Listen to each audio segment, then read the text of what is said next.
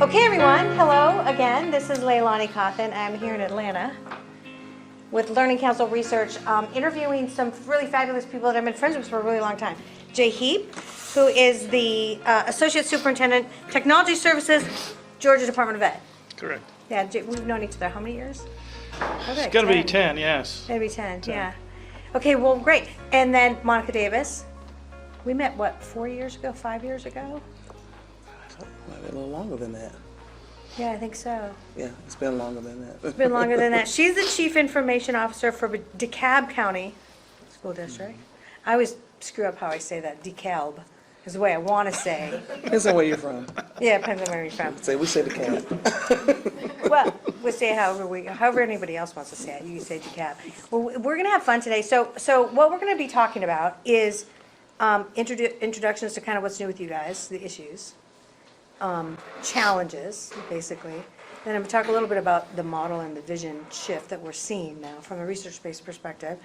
And then I want to throw a little humdinger at you about like the burden on teachers and what's happening with them, which is a huge discussion point everywhere we go, and sort of what's being done to sort of reduce that burden, because they're humans and we love them, right? We love humans. Humans are okay. Sometimes we like dogs better, but humans are also okay.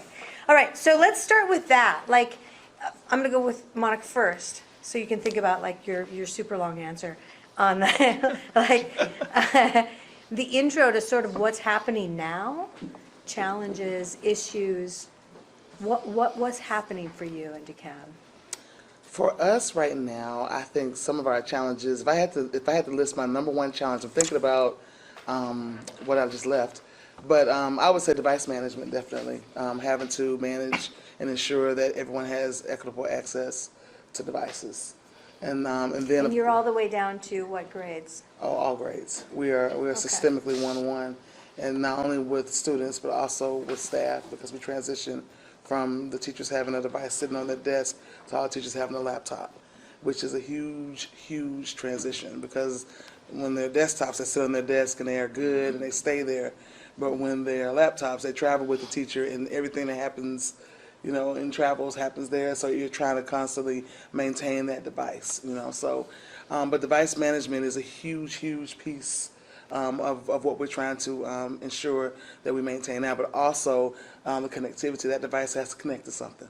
And so I think I was telling you I have 5 major goals right now that I work through. And now first one's the devices. The first one is how many devices? Oh gosh, we have 94,000 students and about 15,000. We have about 120,000 devices that are new one-to-one. But then we have some legacy devices that are not necessarily assigned to people. We call them site devices. And so I would say probably in our infrastructure, we probably have about 160,000 devices. Wow. Some of them are about to be purged because it's the end of life, but we have quite a few devices in our school, floating around the school district right now. Okay, so before you go on to your other initiatives, how do you possibly manage that? Like, do you have to sort of federate it? You don't do it all centrally, do you? Yeah, well, you have to determine, when we selected our devices, we selected devices based off of, from an enterprise perspective, how we could manage those devices. So that's why we chose a Chromebook. So our student devices are standardized on a Chromebook. Yeah. So we use an Acer Spin 311, Spin 511, that's where we are right now. And so those devices are easily controlled. And the price point is good. They work with testing, state testing, they can be updated. So it was really the best device for us as a school district. So that is how we manage all of those devices, because we can push updates out to them. So what you're saying is a lot of it was the choice of the device itself. Definitely. Okay. You have to look at the device itself, and what you have to look at what is going to be required of the device. Obviously, requirements drive what device you choose, because at the end of the day, it's for learning. And so that's that piece of it. But at the same time, you have all of these other parameters that you have to consider. It's like everyone would love to have a MacBook or an iMac. You ask the kids, that's what they want. But our pocketbook may not say that they can all have an iMac, because I can maybe get 20 iMacs, but I get 100, Chromebooks. So we had to consider all of those things. But a big piece is when you put all of that together, it it yielded that particular device and our ability to work. And because you're standardized on an Acer device, which is our manufacturer, and of course the Google Chrome OS, Google and Acer work hand in hand with us to ensure that we're able to manage those devices. We're very close with them. So They should be close with you. Look how many devices we you have have. quite a Who few has that in their devices. house? That's amazing. Oh, wow. Well, how about the other 2, 3, 4, 5? The second one, of course, is enhancing, well, I would say stabilizing, as well as modernizing our network and data center infrastructure. That's the next thing. When you bring, we purchased 50,000 devices during the pandemic. We had to purchase 50,000. That did not exist before the pandemic. But we all came back to an infrastructure that existed pre-50,000 devices. And so we're feeling that. And then we could not, your maintenance, being able to, your maintenance intervals and just the things that you have to do within your switch, infrastructure and all the different pieces of the infrastructure that you normally, your maintenance for that infrastructure, we weren't able to do because our staff, we weren't able to get into the schools like everyone else. And then when we were trying to manage, people coming, students at home using devices, and now everyone came back to the school district with these devices. So just being able to say, okay, stop, let's stabilize our environment, make sure we are good where we are, and now what does it look like in the future? Because I'm very futuristic thinker. I'm good for now, but 10 years from now, I always say, what does my legacy leave when I leave the school district? I want people to say, oh, okay, she did a good job, and now she thought about those who are going to come after her. So from a leadership perspective, that is how we are looking at my leadership team, as well as the Board of Education and the superintendent. Well, right, next year they all want gaming level devices. They do want gaming level devices, and we are really and they do. and network connectivity that supports gaming level devices, and that's a whole nother That's going to be a whole, another situation. So, but in the data centers, we're upgrading that. So that would be the So second. 3, Security. And the only reason security is not number one is that you have to have a device, you have to connect to something. And then Yeah. once you get connected to something, you have to keep that connection secure.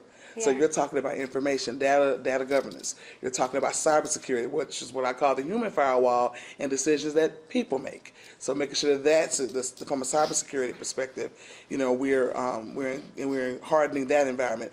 Also, your network security, the actual appliances themselves, the switches, the firewall, so on and so forth. in somebody's closet that you're like, what's that do? Rogue device, yeah.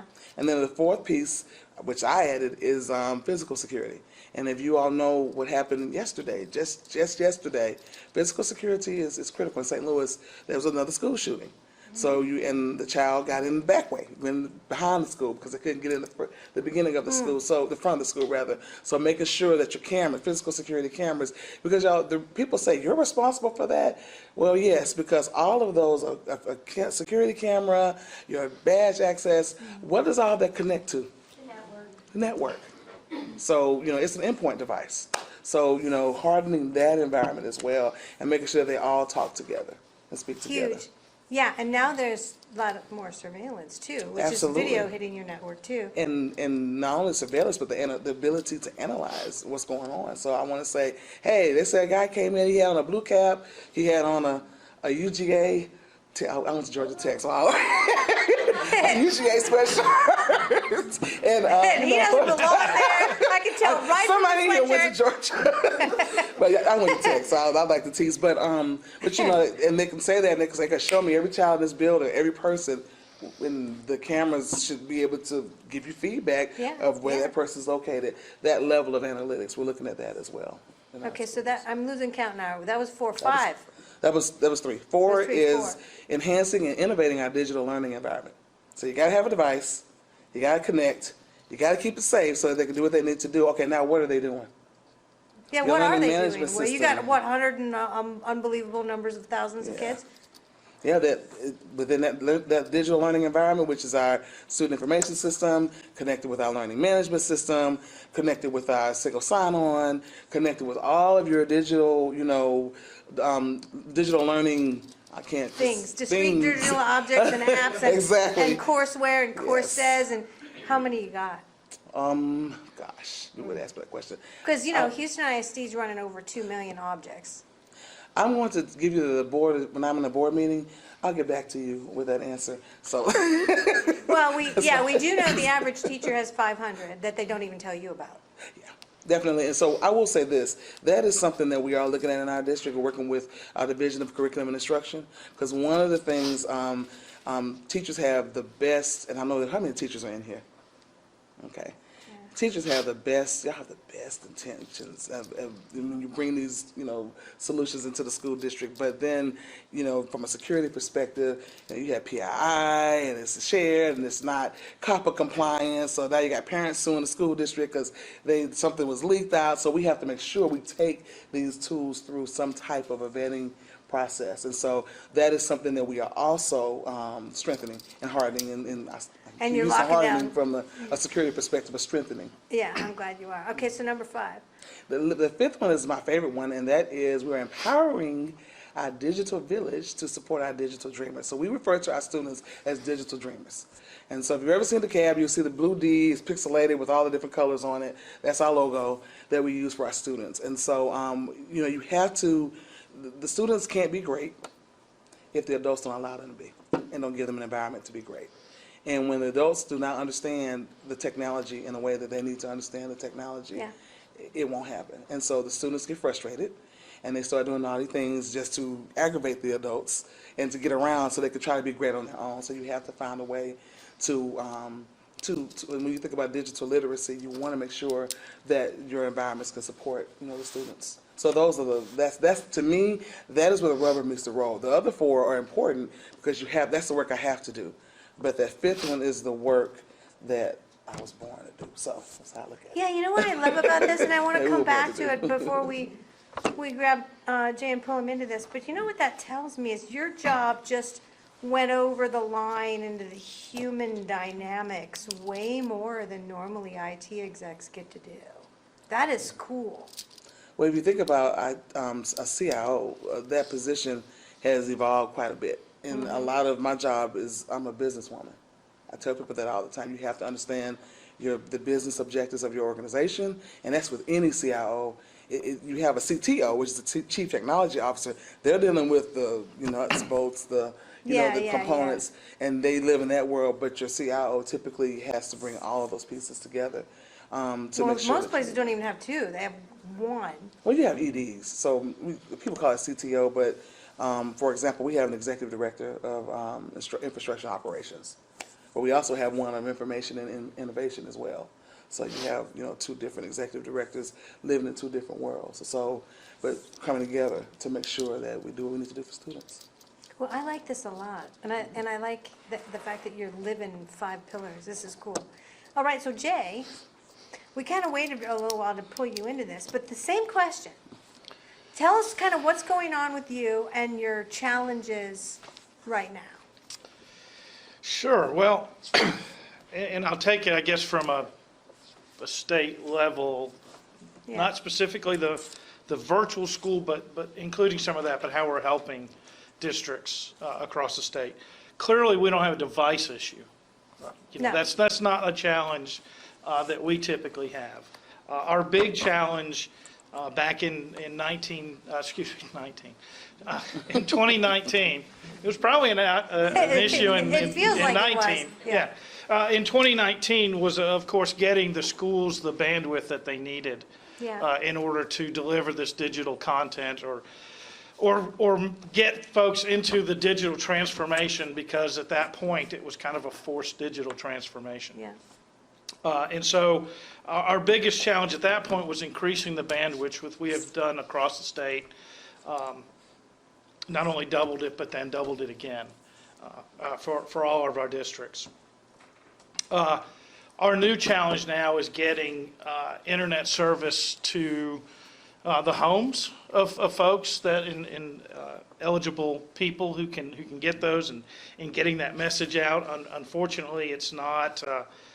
It's device and service oriented, and from the state perspective, we're not able to actually buy those devices and give them out. It has to be parent or originated. But there's a lot of money out there, a lot of opportunity out there, and we're trying to get the word out through folks like Monika and our monthly CIO meetings. how we can get devices into the hands of kids that need it. Are you talking about hotspots? Hotspot devices, Okay. yes, yeah. And so we have a good participation from our telecom partners and our broadband partners, but that has to be initiated from the parent side. So we've tried to make it as easy as possible. We've got, it requires a form from the school. We have actually put that into, or tried to put that into our major SISs, so parents don't even have to go to the school to ask. They just print the form out and they can go ahead and submit that and try to get those devices. So we understand that districts across the state are having, are making all kinds of digital gains. Yeah. The challenge for many is getting that device to the student, and then getting the student to actually use the connective device at the time. So that's a huge thing. We talked about data and security. With our ESSER funding, we're looking at trying to redo and modernize our entire data and application work at the DOE. We're moving from an on-prem solution to the Azure cloud. We began that process of migration a couple weeks ago and moved some dev environments. Our production won't happen until probably early December. And then the challenge of not only migrating, but modernizing our applications. So a lot of work there, doing that with security in mind, serving all of our stakeholders. We have provided tools to districts across the state to help, provide the RAVE tool to help communicate with district superintendents, tech directors. We're still working on getting a really good list to send out those text messages and increase that. We've provided the BitSite app for our districts, and recently we just announced the access to the Trusted app application, so that districts who have teachers who are using various apps don't really understand the sharing or the privacy portions of those. They'll now have access to a tool that will allow them to look at about 8,000 applications and manage a dashboard specific to their local district. So we think that'll be a good place. We're trying to help districts. As most of y'all know, we had a new CIO, Keith Osborne, who came on board later in August of 2019. And kind of brought me along with him from the virtual school, and he stresses service as part of our name, technology services. So our design is to provide that help to districts, whether they're small districts or large districts, what they need to better serve students and make decisions. Of course, we were the benefit of some ESSER funds, just like school districts. We are working on not only the modernization, we're working on a new unified portal for everybody to access the DOE one place. It's up and running. It's called Georgia Connects. The funny part is right now you go through your SIS to get there. And so we're working on that, but eventually we want to bring that on, as Monika was talking about, digital tools for students and content. We've also worked on providing state items aligned to state standards using the K standard, and we've created a tool called Inspire, and that is available through Georgia Connects. It's designed right now for teachers to access content. It's all aligned to state standards. We've moved what was in georgiastandards.org. It's still there, but eventually that will go away, into Inspire. And it's a very targeted. It'll become more and more personalized as we work through assuring the security of that tool. Right now, teachers can access course maps, course standards, course resources right there inside of that app.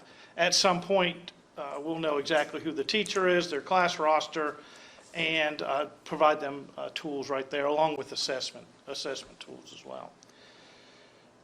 So I that's could go on and on. Yeah, you could. That's a really big build out. It is big, where not only is the platform to try to get all those tools working together, but moving that content in. We started with K-5, and then we launched Georgia Connects at the curriculum directors meeting in September. We've added 6-8 content, and now we're looking at moving all of our 6-9 content, 6-9, 9-12 content in there, and then tackling CTAE. So we're trying to really make it a space for all teachers to go to, not just those milestone courses or the ones that we just measure the data on. We still got to prepare students and help teachers. And part of your piece was how do we help these teachers who are out there every day, learning new digital tools, working with digital content, managing students, understanding that data. How can we help them? And so, fortunately, we have the Georgia Virtual School. We're in the process of tweaking some of their content so we can turn it into a common cartridge format so that across the state, districts can use that content. That will also go into the Inspire tool so that people can find that a lot easier. And we're using the virtual school as a pilot for a new LRS project. And so we're taking the Learning Record Store idea, which is gathering data. And right now we're using assessment data either from daily or weekly quizzes or tests. But we're looking at adding the XAPI portion of that. So integrating and knowing how a video affects a student's performance. If watching a video provides a better outcome on an assessment, or if it didn't, because we build most of all of our content so that we can give it away to the schools across the state, share it. And so we really need to know if we have a 5-minute video that's not helping anyone, we probably need to take it out. Or if we have a 10-minute video that really is helping people, we need to do something to encourage students to sit through 10 minutes and not 6 minutes. And using XAPI data and the test data and the standards-based data, we can begin to give that back to teachers in a pretty quick number, right? The next day is what we're looking at now, just because of the sheer amount of data. We hope to push that, into real time. This is a lot of projects, and I feel like what you and I know that's so much. I feel like I'm seeing an evolution from the sidelines here, Jay, and I know you are. And it's a really interesting one, because your span of change is all the way down to the discrete object service out to your public, and all the way up into the aggregation of an entire schooling system virtually, right? This is a lot, and data. It's a lot. Yeah, it's almost too much, I'm just gonna tell you, don't you?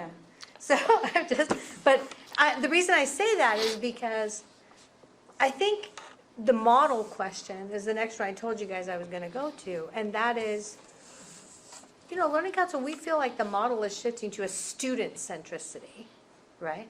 Mm-hmm. And the institution itself, like all of retail stores, was under assault by Amazon, and Amazon won. The institution of public education itself is under assault for its structure of a manufacturing line and normalizing everybody. Stay together with all the kids your age. Keep up, right? That normalizing is completely out of sync with our culture, right? I want to be ahead in math. It's okay if I'm behind in language. Okay, take math away from me for a little while. Double me up in language. We can't do that in the structure that we're in. But the model that I see both of you guys doing is you're executing, and you're, number 5 for you, visioning into the human aspects. So I see a mutation here. This is super cool. And you have taken on you guys Not just you, Jane. Not just me, no. Not just you. But you guys Very are little taking band. on a span this big, okay?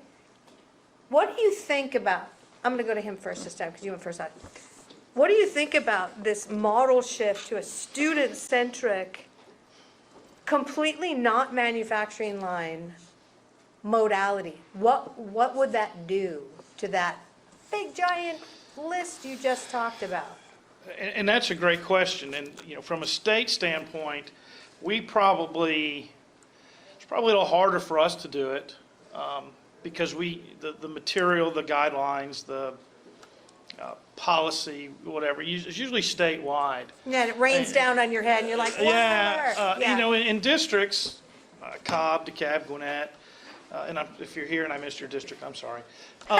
She's here, yeah. They have the ability, because we're a local control state, they have these real abilities to work with their parents, their student population, their teachers, and drive these things.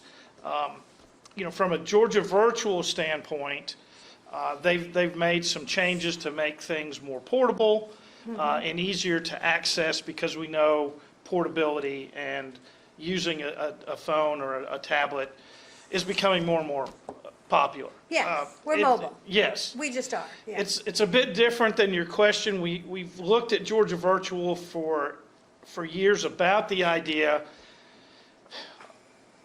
in a probably not as microscopic, but if a student's taking 2 courses with Georgia Virtual that run 18 weeks, could they take one for 9 weeks and forget about the other one and then take the other one? If a student has, could they do that? Shift. Yeah, It's a cool. great idea. The Yeah. challenge is most of the districts require us to report a grade on a student who's enrolled.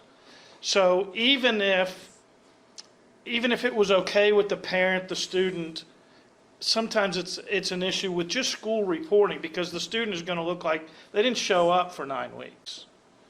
We knew it was going to happen. Everybody's okay with it, but there's not a great reporting mechanism. But for first time that I know of, we're actually trying to, those tools that I talked about, somebody said, will they be responsive so we can use them on a tool? Yeah. I said, well, we're actually going to make mobile apps out of those because we do want to put information, data into teachers' hands where they are. And I don't think building leaders are walking around schools with laptops and needing an answer on a student's performance or things like that, or need to maybe, a teacher maybe show a student a piece of content that they can access on their phone, maybe on the bus ride on the way home. So most everything we do Is going to go mobile is app? going to be a mobile app. Now, Mobile app. that may be 12 months away, but we actually have 2 mobile specialists now working on moving towards that. Building in React or? Yes, and Vue. Yeah. Mm-hmm. Yeah, isn't it funny? You get into the tech world and you realize the stuff that's built for the internet is in one language. Yes, And it then the is. mobile apps are all in so totally different language. Why? It's just like, why? Why are we doing this? Anyway, so that's another whole, we could rant about that for half a day. But this is interesting, because now I'm getting a view of what she talked to me about earlier before we stepped into this, which is, you've entered the matrix. You're building a matrix of accessing things in different forms and things, like the movie. Like Yes. I love the reference to that movie, but you're like the app train, basically, providing a lot of things, which I like, because I think the next level, if no one come to you, sweetie, is thinking about not just who you are as institutions, but thinking in a global context. Thinking of the fact that your schools and districts can't get enough teachers. And maybe you should have a teacher from the Louvre, right, actually do one of your lessons for art live over the internet. Why do we have to have only ours? Could we not matrix up and use the whole global access of everybody everywhere? Which is much more interesting, right? So I see where you're going, and I think you're already there thinking that way. So let's talk about you and model and vision, because you have your 5 biggies. Where do you think it's going for what I'm talking about? Like, you've already matrixed yourself out. Where do you think? So I have the make sure I stayed on track, so I jotted down a couple of points that I wanted to make. But about 7 years ago, well before the pandemic, I was with another organization. Sorry, but yeah. I know I met you on- back then, though. I don't know where that was, yeah. on a digital equity panel. And so that was the topic. And I had a slide, and the slide said, lack of access to technology equals lack of access to learning. And when life, and life. And life. But you know, I focus on learning. And when I said that, the people kind of gave me the look my dog gives, you know, everybody's dog kind of, you know, I don't know about that, but okay, if you say so, lady, you know, that's literally what it was. And so the same organization after the pandemic asked me if I would come in and speak on a virtual panel about digital equity. And so I put the exact same slide up from my same PowerPoint. I didn't change it at all. I said, "What do y'all think about this?" They were like, "Oh yeah, that's the truth." So seeing it a long time ago, even the leadership prior to me, the CIO, Mr. Brantley, we saw that as a leadership team. Yeah. That was going to be, so we started planning for that as we move forward. But the biggest thing, I don't know why I sound like this. The biggest thing, when you think about device availability, you have to have availability to the tools themselves. But then you're looking at how do you take that device so that student can use it. If you're going to personalize, they got to be able to expand it beyond the classroom. Just like what you just said. What does that even look like? Yeah. And how do my job is to work with curriculum instruction, work with parents, because they have their ideas of what types of experiences they want their students to have. Yep. Work with the teachers. You get I get some of the best feedback, ideas, plans. I'm talking to teachers who really they're in this stuff. They're like, "Whoa, can we do this?" And so that really feeds into what our infrastructure should look like and how I support that infrastructure. And the team that I have is awesome, so that they can, bring their expertise and say, okay, how are we going to expand? Right now we're giving out 50 million gajillion hotspots. And they go home. That's not sustainable long term. It's just not. So maybe we need to talk to the DeKalb County government and say, hey, these are your kids too. So let's get capable, and maybe like your water bill, everyone pays this bill, and the kids all have access. So maybe that's what that looks like. That's coming, not coming, but something that was mentioned. So we're looking at options like that. How do you make sure that anytime, anywhere, any place, any pace? How do you ensure that technology is available for our students? Okay, whether it shouldn't be any different. So I think that is my job. And then you were talking about, I know you were talking a lot about the different apps. So one thing I will say from the meetings, me attending the meetings that I've noticed about, especially under Keith's leadership, is, or Dr. Osborne's leadership, I've noticed is the services. So they're bringing in curriculum instruction. They're bringing in the testing, to the testing groups and the various groups to assist to help CIOs. I'm already there.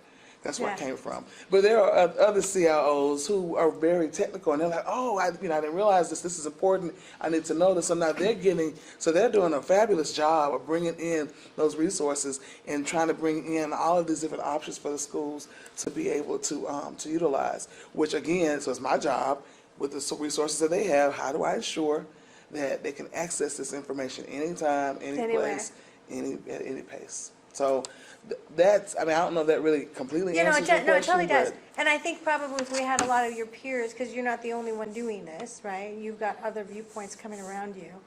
I think we'd see the whole picture. But I think the fact that you focused in on putting it there-ness, making sure-ness, I think we've come a long way, baby, right?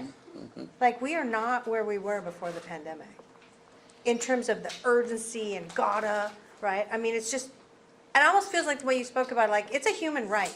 It is the same as healthcare, right? It's like, we're just guaranteeing this as a society, I feel.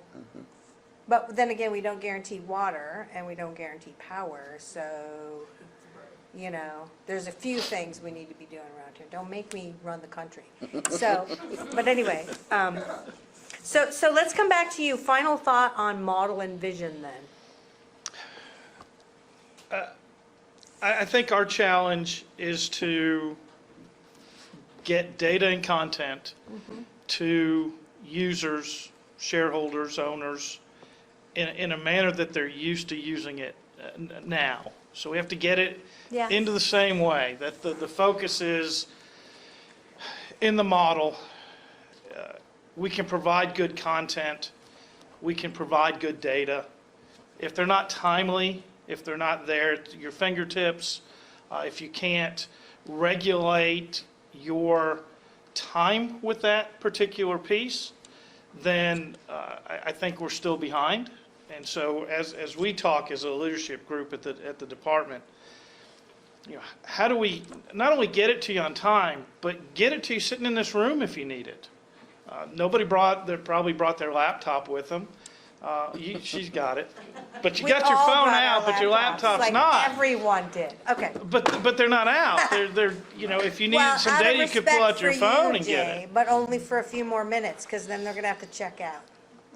But Well, it's out of that's respect for okay. you. Yeah, well, I appreciate it. But that's kind of the thing. We know what is available to learners and parents now. Yeah. We know what tools are available. We know where they can go find them. And that's where they'll go if we don't begin to provide things in the same way that they're used to seeing them. And it's not in a responsive web page that you still have to scroll around and make big. It's in an app. It's in using the mobile tools that they have access to anywhere on any size screen, and it still works, and they can still get that. Can a kid after school learn on the bus ride home? I'm from a rural county in northwest Georgia originally. I know kids spend an hour and 15 minutes on a bus after school and before school. Yeah. Back then, there weren't cell phones and buses weren't connected, but now they are. And students are able to learn, and many are willing to learn and probably do more than they actually do in the building with all their friends and the pace and, teachers moving too fast, teachers moving too slow. Get on the school bus, relax. I can learn at my pace. I got an hour uninterrupted time. And we need to give that to them just like they would be playing a game on their Yeah, I phone. completely agree, but what just haunted me, maybe you can answer this one, is like, I'm a kid with a Chromebook. Hopefully it's got the unbreakable screen, but I'm on a bus and my legs do not touch the floor because I'm short, even now as an adult. Back then, they really didn't touch the floor, and I'm balancing this thing on my knees. Can we retrofit the buses, do you think? Can that come under you?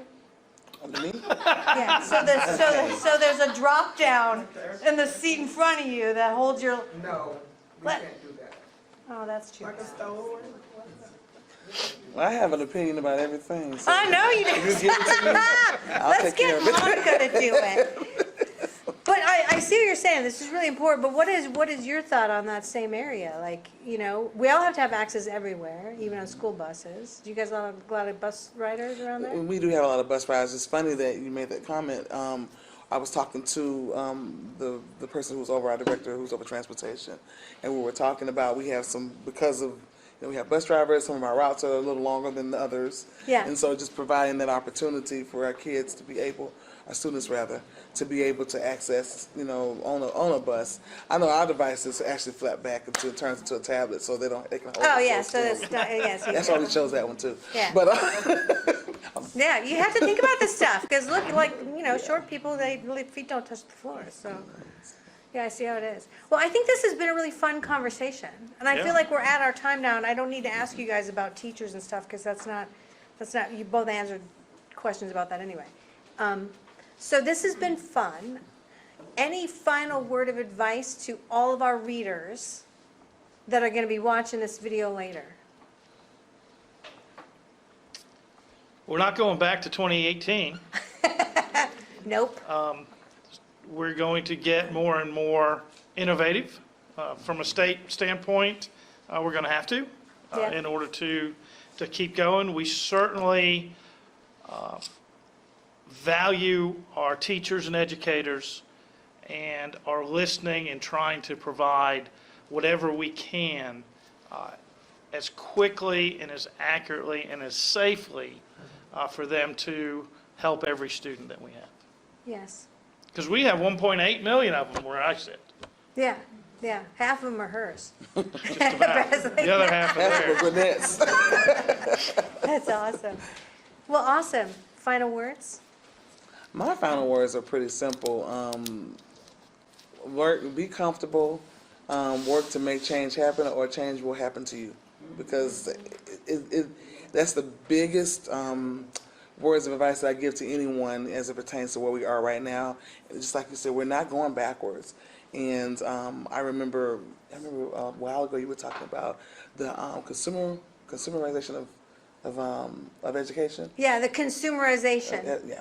So looking at that, and looking at where we are now, and it's so much that is coming true from just that research. I've been accused of that a lot. Like, hey, the stuff you said before came true. Like, It's coming maybe true. it's from me. Like, I caused the pandemic. I did not. I did not. Yeah. But that's change. That's a level of change that I think a lot of people are not ready for.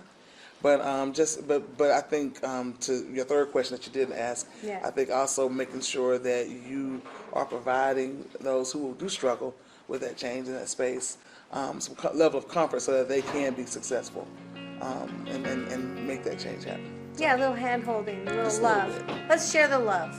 Because they're teachers and we should love them. Well, I love that. So, okay, good. Well, let's give them a hand. That was awesome. We love having them.